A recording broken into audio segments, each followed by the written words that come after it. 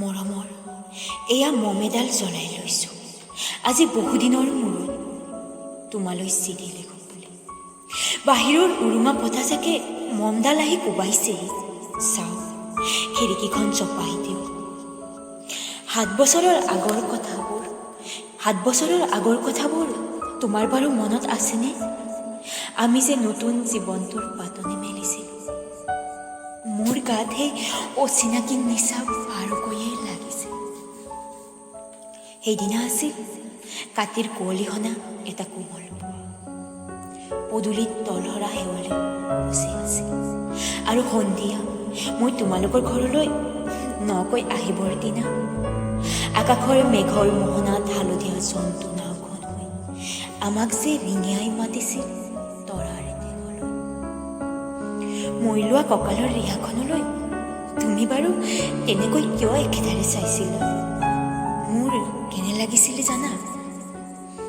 তুমি যেন কোনোবা দূৰ বিদেশৰ স্বপ্নটোৰ আলোকৰ মানুহ আৰু মই যেন তলসৰা এপাহ শেৱালি। সেইদিনা মন সাগৰত মোৰ এৰি অহা আৰু আহি পোৱা অলেখ ঢৌ কঁপনি জাগিছিল।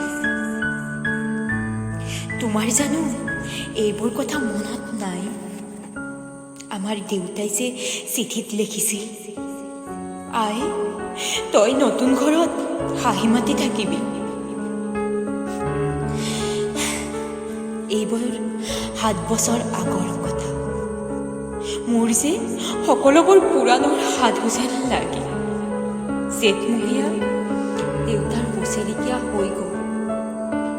তোমাৰ বাবু এতিয়া বৰটো হৈছে। তাৰ ওপৰ পাৰি এধানিমান ডালিম গুটি যেন তাত অকণি গাজিছে। সি মোক একেবাৰে এৰিকে নিদিয়ে। কেতিয়াবা মোৰ যে ইমান খং উঠে। তুমি নাই নহয় সেইকাৰণে। সি বাৰু মোৰ বগা হাতযোৰলৈ এনেদৰে তধা লাগি চাই থাকে কিয়? তাৰ অপোজাৰে পৰা এইযোৰ কাপোৰ চিনাকি সেইকাৰণে নহয়। বাবুল এতিয়া বৰটো হৈছে বুজিছা। আৰু ডাঙৰ হ'লে স্কুলত তাক নাম লগাই দিম। স্কুলত থকা সেই সময়খিনি মোৰ যে বুকুখন তেনেই উদং হৈ থাকিব। আৰু কি লিখিম? বিশেষ একো নাই। মোৰে শপত, তুমি যিদিনা উলটি আহিবা মোক আগতীয়াকৈ জনাবা দেই। মই ভোগ দুয়েদি ৰিঙিয়াই মাতিম।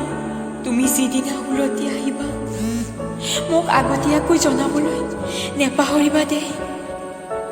মৰম তোমাৰ মমতা।